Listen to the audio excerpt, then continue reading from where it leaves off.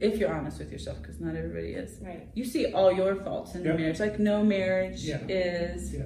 100% one person's fault ever.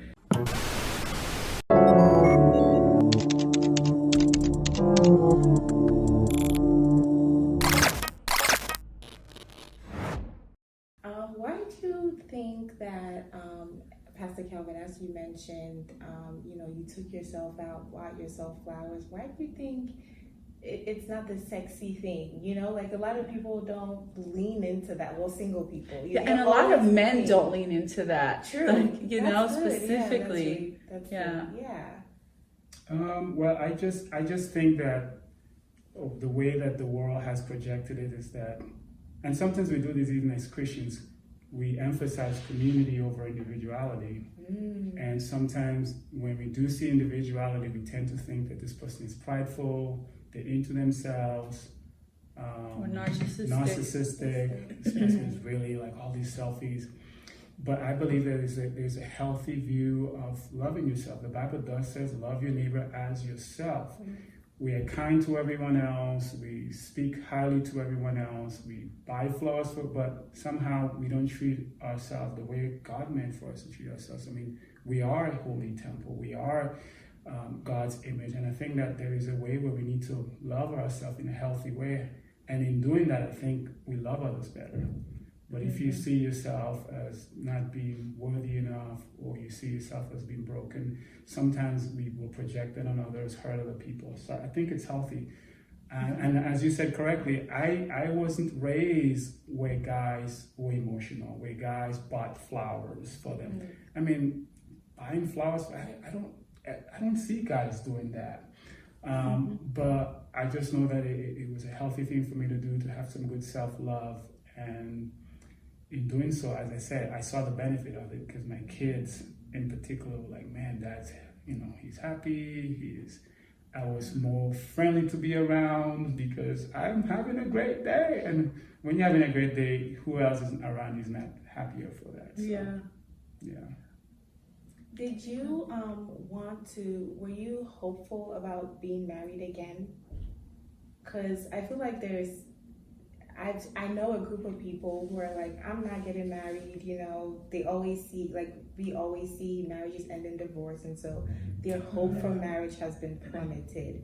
And then there's another, group of people that are like obsessed with getting married. So, after the divorce, were you hopeful, or were you just like, whatever? What did that look like? For me, I was definitely hopeful. Okay. I did go through seasons where I really found genuine contentment, where I thought, you know what, my life is so good. And I would have those moments when I didn't have a lot, when we'd be sitting on the floor at midnight, eating a little bit of ice cream left in the bottom of the container, like nothing glamorous. And I would think, if I'm doing this for the rest of my life, I'm happy. Like I would feel genuine joy and think and it wasn't like I don't need a man, blah, blah, blah. And I have friends and family women that are choosing not to get married, and that's fine. But I definitely had that hope. And sometimes I would cycle through, I can't do this alone, I have to get married. So I think it's normal to just kind of cycle through all those feelings. Yeah. For me, initially, I wasn't hopeful because, my marriage the divorce was devastating. 18 years, you put in a lot of time, 4 kids. And so I felt like, man, if someone who knew everything about me could hurt me that much, why do I want to go back there? I don't know if I could trust again. And so there was a season in my life where I felt like I didn't want to trust any woman again with my heart. And it took a while. So I was kind of like, I don't know if I want to do this, because what if they turn on you? If people turn, you have all these images in your mind. But I think what changed for me is as I got healthier, I'm glad I took some time to find myself, and I didn't jump into something right away, because I wasn't my best self at the time. I felt like I was the guy with all these baggage. And I did say, will anybody want me? I'm divorced and I got 4 kids and I'm financially ruined. I had all these things that that was still there when I met Meg, but I just saw myself differently. Yeah. Perspective is everything. It's everything. Yeah. And it's funny too, because God doesn't see us, with all those things or without those things. He just sees us as Pastor Kelvin and Meg. And I think it's so amazing that when we do get to see ourselves through the lens that God sees us, it just opens up a whole different world, right? It does. You did mention you were single 7 years before you met Pastor Kelvin. How many years? For me, it was 2. 2 years. How did you stay sexually pure? This is legit. That's good. That's legit. I want to make one note, like we were both talking earlier about when our marriages ended and having the hope for another marriage or anything like that. One thing, because we were talking about this, and Kelvin made the comment, you made the comment, babe, that like, well, if you're honest with yourself, if you're honest with yourself, because not everybody is, right? You see all your faults in the marriage. Like no marriage is 100% one person's fault ever. So we were both, and that's something I loved about him. He honestly, like, I remember after I got to know him better, I thought, man, you took on way too much credit for how your marriage ending. Like, because he was so humble, like, you know what, I made mistakes, so he owned it, and that was something I did too. And I think I wanted to mention that you have to own the mistakes you made in the past, because none of us are perfect. If not, you carry that same thing into the new marriage. And owning it doesn't mean you're shaming yourself for it, but you are owning it, and you're seeing and you're working on your flaws, and you're aware, and so but being sexually pure, that was a tough one for me. I was a fairly new Christian, right? When I was raised really conservative, but I completely walked away from God. Okay. And then I just tried everything to try to find happiness. And then about not even a year before my first marriage ended, I got saved again. I went to church, and and God really, really radically was transforming my life in that season. And I got baptized and stuff. So I think in the first 2 years after my divorce, I was like good and all of that, but I went through cycles of like getting into a relationship, and not every relationship was I intimate in, but sometimes it would get there, and I was like, that was tough for me to like, forgive myself or like figure out what do I even believe, because there's people that are like, you know what, you're an adult, as long as you're not being promiscuous, it's fine.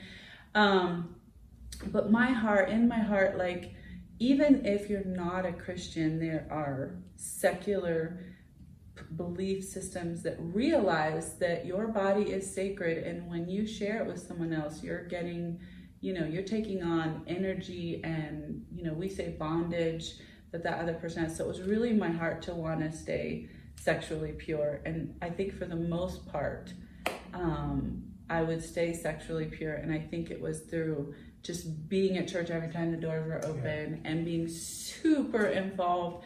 My best season was the 4 years that I was here in Denver at the church that we've all been a part of, and I was part of the single moms group and the lifted group. Those were like my best years to just be very focused and to be staying pure, and I was just really accountable. I had those friends that would be like, what you doing? Like, I would have those girlfriends, I would go out on dates, and I would not mess around, because they would be texting me like 10 at night, hey girl, just see it, how was the date? And if you're still with that boo at like 10, 11, and you're not answering your phone. So like I had and I think you're lucky when you have people like that will text you. Not everybody will do that, but find somebody that will like say, hey, I've got a date tonight and I just want to, and it's a little longer or harder. And I think long-term relationships, if you get into a relationship, I think what I discovered especially was that if there's not like a shared faith and shared values and shared vision for the relationship, and it's a little aimless, you're just gonna get off track. So I think you have to starve your distractions and feed your focus and have accountability, and those are things that really helped me. Yeah. I think what helped me was same thing, friends. I had a couple guys I have a friend in particular who is in Florida. He will call me and he's like, how are you doing? We talk, and then he'll stop and be like, now how are you really doing? And that meant stop the surface stuff. Yeah. Let's get really deep. Mm-hmm. Let's not, be dishonest with each other, and we'll talk. So I had a couple friends that would just do that for me. For me, because I had 4 kids, after my divorce, because of my financial situation, I had to work a lot. So one of the things that I did is that I drove Uber for a while. And I will go downtown at midnight sometimes, picking people up, and they will